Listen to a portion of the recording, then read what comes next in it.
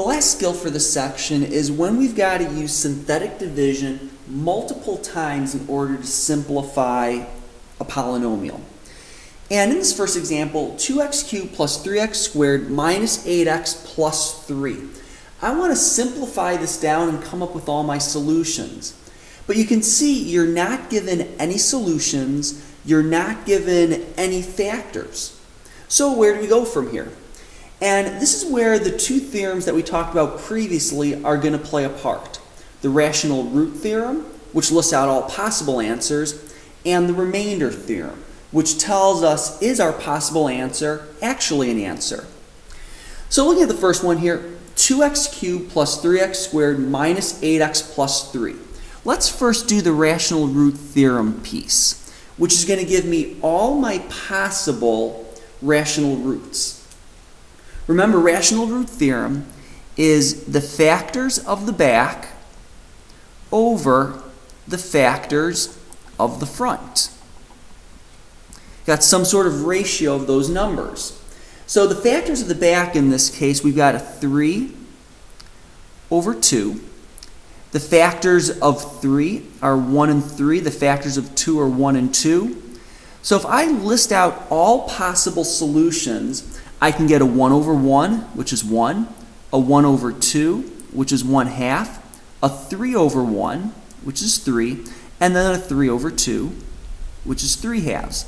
And remember, for each of these, it can be plus or minus.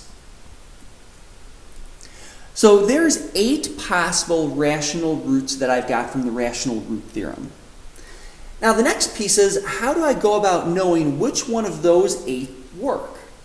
And there's 2 ways that we can go about doing it. The first is with the remainder theorem. So let's do remainder theorem first. The remainder theorem says if I plug in a potential solution, my result is going to be 0 if it is a solution, and if it's not, that number I get is the remainder. So here, let's say I'm just going to try this plus 1. 2 times plus 1 cubed plus 3 times a positive 1 squared minus 8 times a positive 1 plus 3. Well, 1 cubed is 1 times 2 is 2. This is 3. Negative 8 times 1 is negative 8 plus 3, which gives me a 0. So plus 1 is a solution, which we're going to use.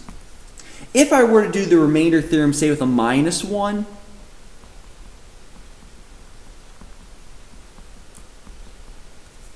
you can see when you work that out, negative 2 plus 3 plus 8 plus 3 is going to be 12. So minus 1 is not a solution.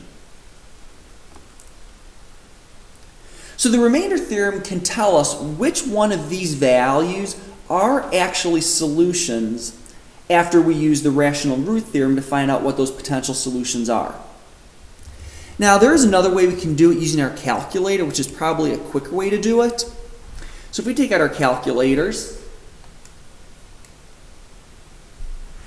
and we go to y equals and we plug in 2x cubed plus 3x squared minus 8x plus 3, and then we go to the table.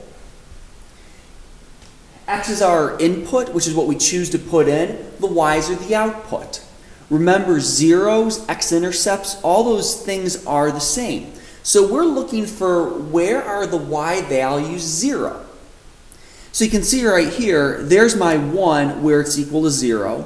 And if I go to negative 1, I get that positive 12. So another way you can look at that table is that I've got my input in the x column, and then my remainders are what are in the y column, or the results of plugging into an equation. And there's the 1 right there. And if I scroll along here, I can see a negative 3 also gives me a 0. So I know right away 2 of my solutions just by looking at the calculator here.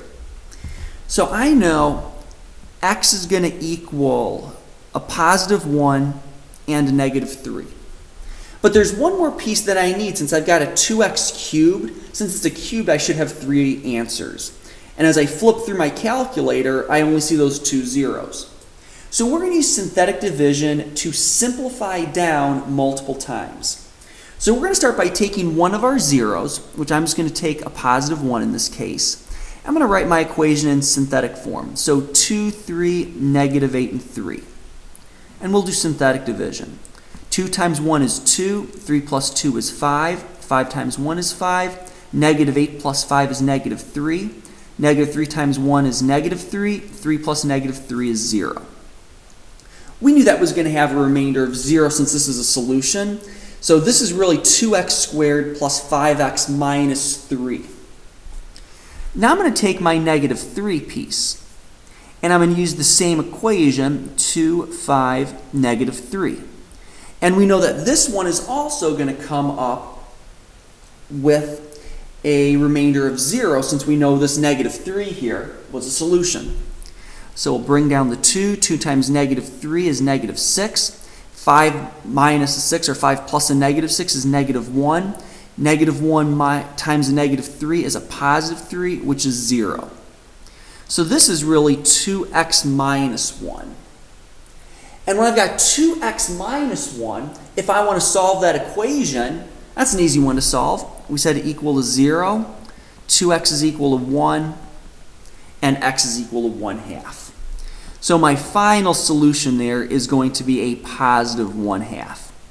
So that's how I can use rational root theorem, remainder theorem, and the calculator all together to help me find what some possible answers are going to be. And then once I get past that, I can use my synthetic division multiple times in order to figure out what the other answers are going to be. Last one we've got right here, x cubed minus 15x squared plus 75x minus 125. Well, let's go and plug that into the calculator right off the bat. If I were to do the rational root theorem, if I took the factors of the back over the factors of the front, it's going to be all the factors of 125 since we're just over 1. So we're just looking at the factors like of 1, 5, 25, 125. So let's try plugging this into the calculator. X cubed minus 15x squared plus 75x minus 125. And if I go to my table, I can see there at 5 I get a 0 value.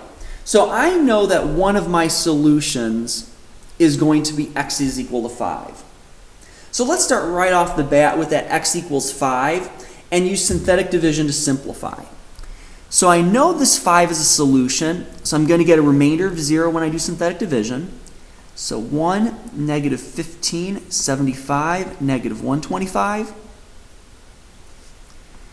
1 times 5 is 5, negative 15 plus 5 is negative 10.